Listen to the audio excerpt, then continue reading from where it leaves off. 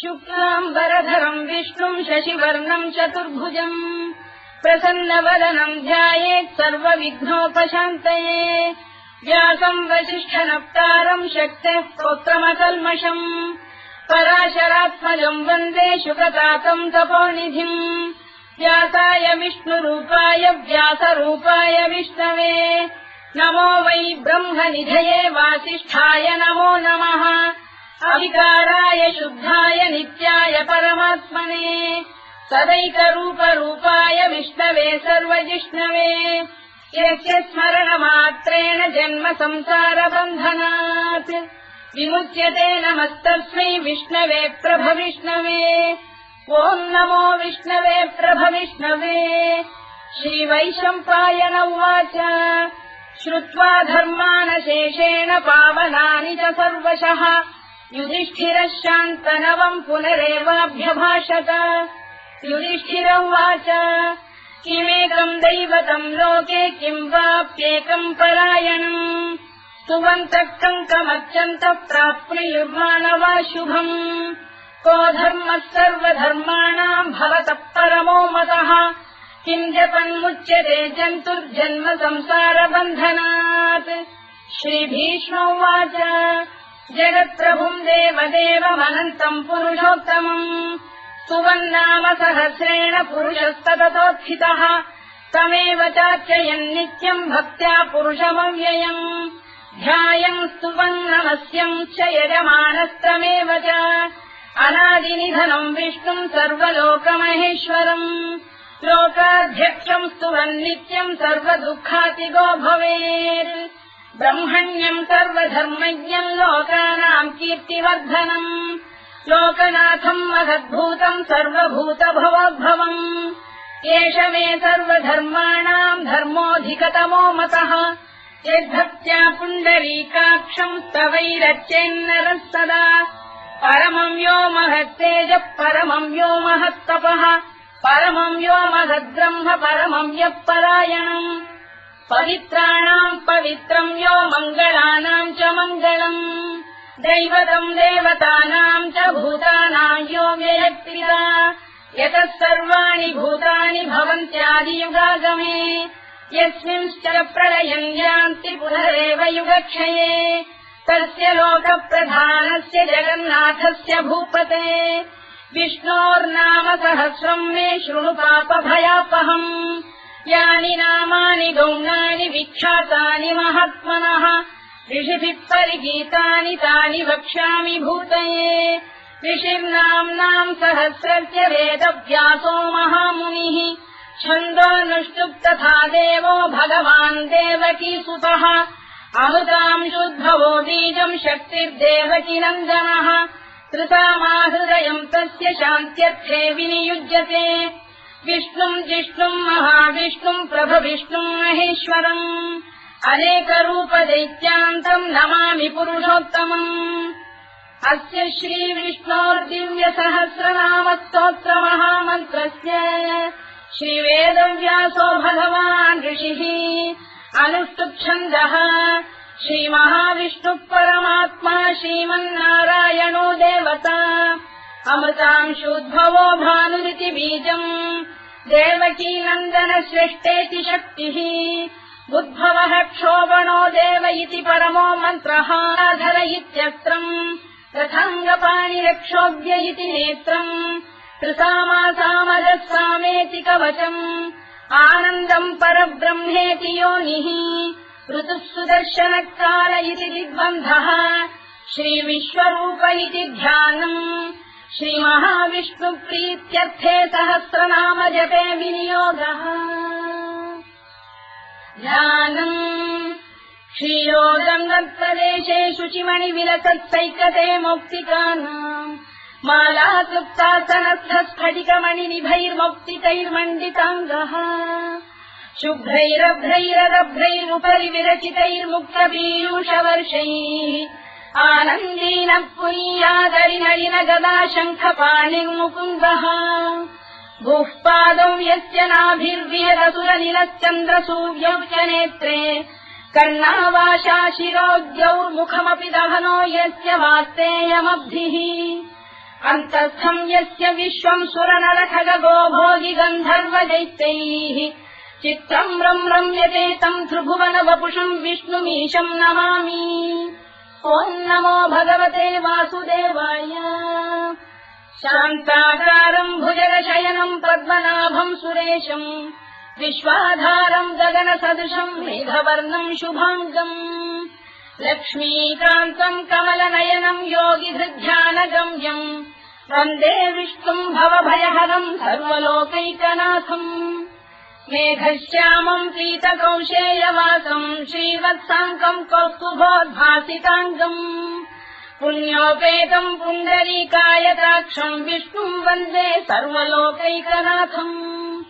नमः समस्तभूतानामादिभूताय भूभृते अनेकरूपरूपाय विष्णवे प्रभविष्णवे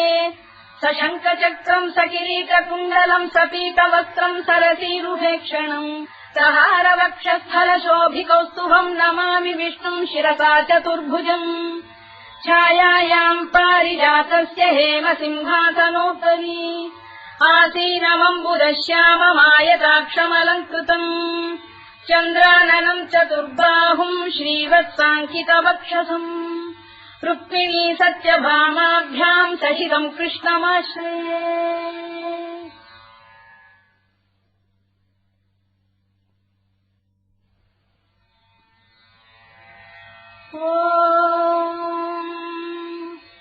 विश्वम् विष्णुर्वषत्कारो भूतभव्य भवत्प्रभुः भूतकृद्भूतवृद्भावो भूतात्मा भूतभावनः भूतात्मा परमात्मा च मुक्तानाम् परमागतिः अव्ययः पुरुषः साक्षी क्षेत्रज्ञोऽक्षर एव च योगो योगविदाम् नेता प्रधानपुरुषेश्वरः नारसिंहवपुः श्रीमान् केशवः पुरुषोत्तमः सर्वः शर्वः शिवस्थाणुर्भूतादिर्निधिरव्ययः सम्भवो भावनो भर्ता प्रभवः प्रभुरीश्वरः स्वयम्भूः शम्भुरादित्यः पुष्कराक्षो महास्वनः अनादिनिधनो धाता विधाता धातुरुत्तमः अप्रमेयो ऋषिकेशः पद्मनाभोऽमरप्रभुः विश्वकर्मा मनुस्पष्टा स्थविष्ठस्थविरो ध्रुवः अग्राह्यः शाश्वतः कृष्णो लोहिताक्षप्रदर्दनः प्रभूतस्त्रिककुब्धाम पवित्रम् मङ्गलम् परम् ईशानप्राणदप्राणो ज्येष्ठः श्रेष्ठः प्रजापतिः हिरण्यगर्भो भूगर्भो माधवो मधुसूदनः ईश्वरो विक्रमी धन्वी मेधावी विक्रमक्रमः अनुत्तमो दुराधर्षः कृतज्ञः कृतिरात्मवान् सुरेशः शरणम् शर्म विश्वरेता प्रजाभवः अधः संवत्सरो व्यालप्रत्ययः सर्वदर्शनः अजः सर्वेश्वरः सिद्धः सिद्धिः सर्वादिरच्युतः वृषाकपिरमेयात्मा सर्वयोगविनिसृतः वसुर्वसुमनः सत्यः समात्मा संविदः समः अमोघः पुण्डरीकाक्षो वृषकर्मा वृषाकृतिः रुद्रो बहुशिरा बभ्रुर्विश्वयोनिः शुचिश्रवाः अमृतः शाश्वतस्थाणुर्वरारोहो महातपाः सर्वगः सर्वविद्वानुर्विश्वरवित्कविः लोकाध्यक्षः सुराध्यक्षो धर्माध्यक्षः कृताकृतः चतुरात्मा चतुर्व्यूहश्चतुर्दंष्टश्चतुर्भुजः भ्राजिष्णुर्भोजनम् भोक्ता सहिष्णुर्जगदादिजः अनघो विजयो जेता विश्वयोनिः पुनर्वसुः उपेन्द्रो वामनः प्रांशुरमोघः शुचिरूर्जितः अतीन्द्रः सङ्ग्रहः सर्गो धृतात्मा नियमो यमः वेद्यो वैद्यः सदा योगी वीरः माधवो मधुः अतीन्द्रियो महामायो महोत्साहो महाबलः महाबुद्धिर्महावीर्यो महाशक्तिर्महाद्युतिः अनिर्देश्य वपुः श्रीमान् अमेयात्मा महाधृधृत् महेश्वासो महीभक्तः श्रीनिवासः सताङ्गतिः अनिरुद्धः सुरानन्दो गोविन्दो गोविदाम्पतिः मरीचिर्दमनो हंसः सुपर्णो भुजगोत्तमः हिरण्यनाभः सुतपाः पद्मनाभः प्रजापतिः अमृत्युः सर्वदृक्सिंहः सन्धाता सन्धिमान् स्थिरः अजो दुर्मर्षणः शास्ता विश्रुतात्मा सुरारिः गुरुर्गुरुतमो धाम सत्यः सत्यपराक्रमः निमिषो निमिषस्रग्वी वाचस्पतिरुदारधीः अग्रणी ग्रामणी श्रीमान् न्यायो नेता समीरणः सहस्रमूर्धा विश्वात्मा सहस्राक्षः सहस्रपात् आवर्तनो निवृत्तात्मा संवृतः सम्प्रवर्धनः अधः संवर्तको गन्धिरहिरो धरणीधरः सुप्रसादप्रसन्नात्मा विश्वधृत् विश्वभुग्विभुः सत्कर्ता सत्कृतः साधुर्जह्नुर्नारायणो नरः असङ्ख्येयो प्रमेयात्मा विशिष्टः शिष्टकृच्छुचिः सिद्धार्थः सिद्धसङ्कल्पः सिद्धिदः सिद्धिसाधनः वृषाही वृषभो विष्णुर्वृषपर्वा वृषोदरः वर्धनो वर्धमानश्च विविक्तः श्रुतिसागरः सुभुजो दुर्धरो वाग्मी महेन्द्रो वसुदो वसुः नैकरूपो बृहद्रूपः शिपिविष्टप्रकाशनः ओजस्तेजोद्युतिधरः प्रकाशात्मा प्रतापनः वृद्धः स्पष्टाक्षरो मन्त्रश्चन्द्रांशुर्भास्करद्युतिः अमृतांशुद्भवो भानुः शशबिन्दुः सुरेश्वरः औषधम् जगतः सेतुः सत्यधर्मपराक्रमः भूतभव्यभवन्नाथः पवनः पावनो नलः कामः कामकृत्कान्तः कामः कामप्रदप्रभुः युगादिकृद्युगापत्तो नैकमायो महाशनः अदृश्यो व्यक्तरूपश्च सहस्रजिदनन्तजित् इष्टो विशिष्टः शिष्टेष्टः शिखण्डी नभुषो वृषः क्रोधः क्रोधकृत्कर्ता विश्वबाहुर्महीधरः अच्युतः प्रतिथः प्राणः प्राणदो वासवानुजः अपाम् निधिरधिष्ठानमप्रमत्तः प्रतिष्ठितः स्कन्दः स्कन्दधरो धुर्यो वरदो वायुवाहनः वासुदेवो बृहद्भानुरादिदेवः पुरन्दरः अशोकस्तारणस्तारः शूरः शौरिर्जनेश्वरः अनुकूलः शतावर्तः पद्मी पद्मनिभेक्षणः पद्मनाभोरविन्दाक्षः पद्मगर्भः शरीरभृत् महर्भिर्वृद्धो वृद्धात्मा महाक्षो गरुडध्वजः अतुलः शरभो भीमः समयज्ञो हविर्हरिः सर्वलक्षणलक्षण्यो लक्ष्मीवान् समितिञ्जयः विक्षरो रोहितो मार्गो हेतुर्दामोदरः सहः महीधरो महाभागो वेगवानमिदाशनः उद्भवः क्षोभणो देवः श्रीगर्भः परमेश्वरः करणम् कारणम् कर्ता विकर्ता गहनो गुहः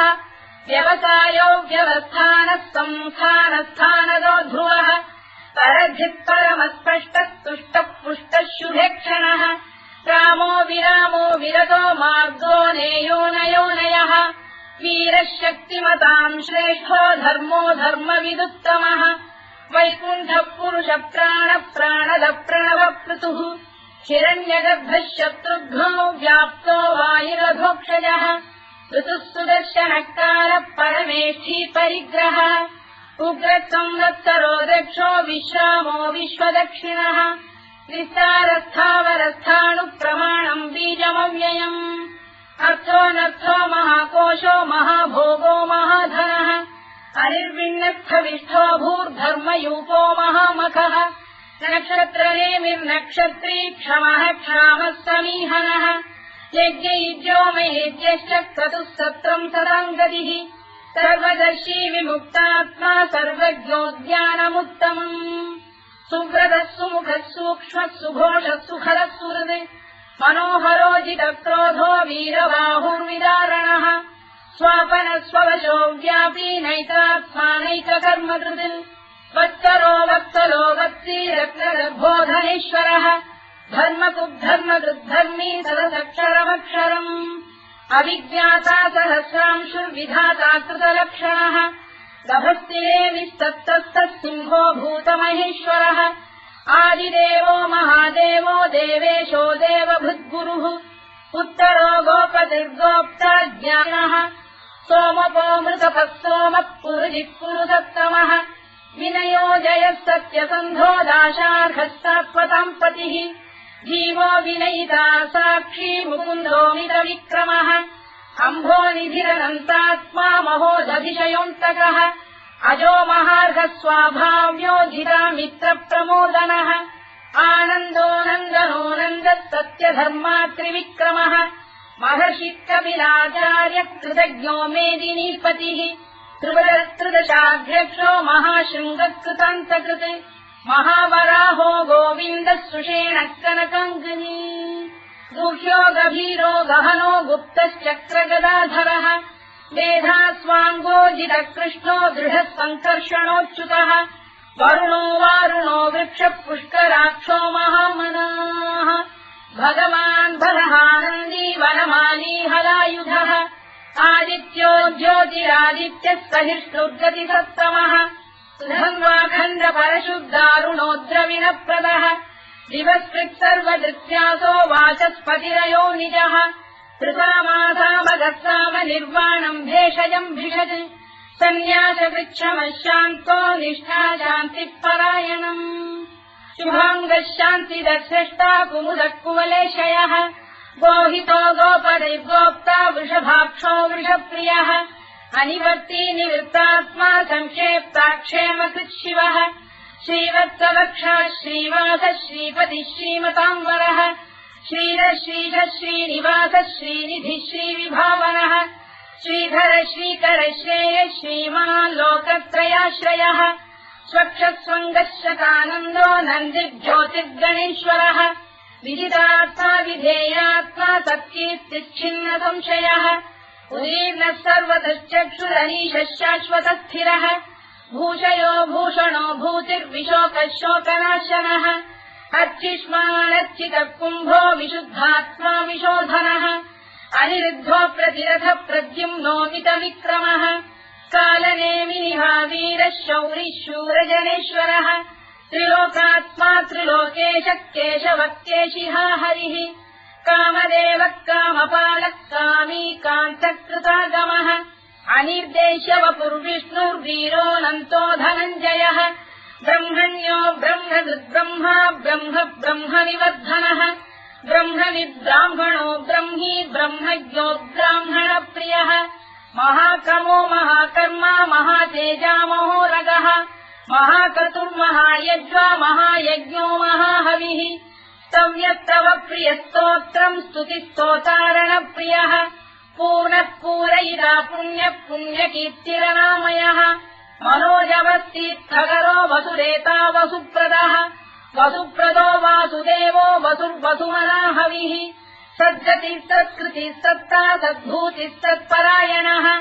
शूरसेनो यदुश्रेष्ठः सन्निवासः सुयामुनः भूतावासो वासुदेवः सर्वासु निलयो नलः दत्तः दत्पदो दृप्तो दुर्धरोऽथापराजितः विश्वमूर्तिर्महामूर्तिर्दीप्तमूर्तिरमूर्तिमान् अनेकमूर्तिरव्यक्तः शतमूर्तिः शताननः एकोनैकः सवक्तकिम् यत्तत्पदमनुत्तमम् लोकबन्धुर्लोकनाथो माधवो भक्तवत्सलः सुवर्णवर्णो हेमाङ्गो वराङ्गश्चन्दनाङ्गदी वीरः विषमः शून्यो घृता क्षीरजरश्चरः अमानी मानदो मान्यो लोकस्वामी त्रिलोकधृत् सुमेधा मेधजो धन्यः सत्यमेधाधराधरः तेजो वृषोद्युतिधरः सर्वशत्रुभृताम्बरः प्रग्रहो निग्रहो व्यग्रो नैकशृङ्गो गदाग्रजः चतुर्मूर्तिश्चतुर्बाहुश्चतुर्व्यूहश्चतुर्गतिः चतुरात्मा चतुर्भावश्चतुर्वेदविदेकपात् समावर्तो निवृत्तात्मा दुर्जयो दुरतिक्रमः दुर्लभो दुर्गमो दुर्गो दुरावासो दुरारिः शुभाङ्गो लोकतारङ्गः सुतन्तु वर्धनः इन्द्रकर्मा महाकर्मा कृतकर्मा कृतागमः उद्भवः सुन्दरः सुन्दो रत्ननाभः सुलोचनः अल्पो वाजसनः शृङ्गी जयन्तः सर्वविद्ययी सुवर्णबिन्दुरक्षोभ्यः सर्ववागीश्वरेश्वरः महाह्रदो महागर्तो महाभूतो महानिधिः कुमुदकुन्दरकुन्दः पर्जन्यः पावनो निलः अमृताशोऽमृतवपुः सर्वज्ञः सर्वतोमुखः सुलभः सुव्रतः सिद्धः शत्रुजिच्छत्रुतापनः व्यग्रोधोदुम्बरोश्वत्थक्षाणूरान्ध्रैषूदनः सहस्रार्चिः सप्तजिह्वः सप्तैधा सप्तवाहनः अमूर्तिरनघोचिन्त्यो भयगृद्भयनाशनः अणुबृहत्कृशस्थूलो गुणधृन्निर्गुणो महान् अधृतस्वधृतस्वास्य प्राग्वंशो वंशवर्धनः भारभृत्कथितो योगी योगीशः सर्वकामदः आश्रमश्रवणः क्षामः सुपर्णो वायुवाहनः धनुर्धरो धनुर्वेदो दण्डो दमयिता दमः अपराजितः सर्वसहो नियन्ता नियमो यमः सत्त्ववान् सात्विकः सत्यः सत्यधर्मपरायणः अभिप्रायप्रियार्होः प्रियकृत्प्रीतिवर्धनः विहायतगतिर्ज्योतिः सुरुचित्कुतभुक्विभुः रविर्विरोचनः सूर्यः कवितारविलोचनः अनन्तो हुतबुद्भोक्ता सुखदो नैकजोऽग्रजः अनिर्विण्णः सदामर्षी लोकाधिष्ठानमद्भुतः सनातनतमः कपिलः कपिरव्ययः स्वस्तिदः स्वस्तिकृत् स्वस्ति स्वस्तिभुक् स्वस्ति दक्षिणः अरोग्रः कुण्डली चक्री विक्रम्यूर्जितशासनः शब्दातिकः शब्दसः शिशिरः शर्वरीकरः अक्रूरप्रेषलो दक्षो दक्षिणः क्षमिणाम्बरः विद्वत्तमो वीतभयः पुण्यश्रवणकीर्तनः उत्तारणो दुष्कृतिः पुण्यो दुःस्वप्ननाशनः वीरः रक्षणः सन्तो जीवनः पर्यवस्थितः अनन्तरूपोऽनन्तश्रीर्जितमन्युर्भयापहः चतुरश्रो गभीरात्मा विदिशो व्यादिशो दिशः अनाधिर्भूर्भुवो लक्ष्मी सुवीरो रुचिराङ्गदः जननो जनजन्मादिर्भीमो भीमपराक्रमः आधारनिलयो धाता पुष्पहासप्रजागरः ऊर्ध्वरः सत्त्वथाचार प्राणः प्रणवप्रणः प्रमाणम् प्राणनिलय प्राणभृत्प्राणजीवनः तत्त्वम् तत्त्वविदेकात्मा जन्ममृत्युजरातिगः भूर्भुवः स्वस्तरुस्तारः सविता प्रपितामहः यज्ञो यज्ञपतिर्यज्वा यज्ञाङ्गो यज्ञवाहनः यज्ञभृद्यज्ञकृद्यज्ञी यज्ञभुक्यज्ञसाधनः यज्ञान्तकृद्यज्ञगुह्यमन्नमन्नाद एव च आत्मयोनिः स्वयम् जातो वैखानः सामगायनः देवकीनन्दनः स्रष्टा क्षितीशः पापनाशनः शङ्खबृन्नन्दकी चक्रीशाङ्गधन्वा गदाधरः तथाङ्गपाणिरक्षोभ्यः सर्वप्रहरणायुधः सर्वप्रहरणायुधवोम् नम इति परमाली गरीशाङ्गी शङ्खी चक्री च नन्दकी श्रीमान्नारायणो विष्णुर्वासुदेवोऽभिरक्षतु वनमाली गरीशाङ्गी शङ्खी चक्री च नन्दकी श्रीमान्नारायणो विष्णुर्वासुदेवोऽभिरक्षतु वनमाली गरीशाङ्गी शङ्खी चक्री च नन्दकी श्रीमान्नारायणो विष्णुर्वासुदेवोऽभिरक्षतु इतीदम् कीर्तनीयस्य केशवस्य महात्मनः नाम्नाम् सहस्रम् दिव्यानामशेषेण प्रकीर्तितम् य इदम् शृणुयाम् नित्यम् यश्चापि परिकीर्तयेत् नाशुभम् प्राप्नुयात् किञ्चित् सोमुत्रेह च मानवः वेदान्तको ब्राह्मणस्य क्षत्रियो विजयी भवेत् वैश्यो धनसमृद्धस्य क्षुद्रः सुखमवाप्नुयात् धर्मार्थी प्राप्नुयात् धर्ममर्थार्थी चार्थमाप्नुयात् कामानवाप्नुयात् कामी प्रजार्थी चाप्नुयात् प्रजाम् भक्तिमान् यः सदोत्थाय शुचिस्तद्गतमानसः सहस्रम् वासुदेवस्य नाम्नामेतत्र कीर्तयेत् यशः प्राप्नोति विपुलम् याति प्राधान्यमेव च अचलाम् श्रियमाप्नोति श्रेयः प्राप्नोत्यनुत्तमम् न भयम् क्वचिदाप्नोति वीर्यम् तेजश्च विन्दति भवत्य रोगोद्युतिमान् बलरूपगुणान्वितः रोगात्तो मुच्यते रोगात् बद्धो मुच्येत बन्धनात् भयान्मुच्येत भीतस्तु मुच्येतापन्न आपदः दुर्गाण्यतितरस्याशु पुरुषः पुरुषोत्तमम् सुवन्नाम सहस्रेण नित्यम् भक्तिसमन्वितः वासुदेवाश्रयो मर्त्यो वासुदेवपरायणः सर्वपापविशुद्धात्मा याति ब्रह्म सनातनम्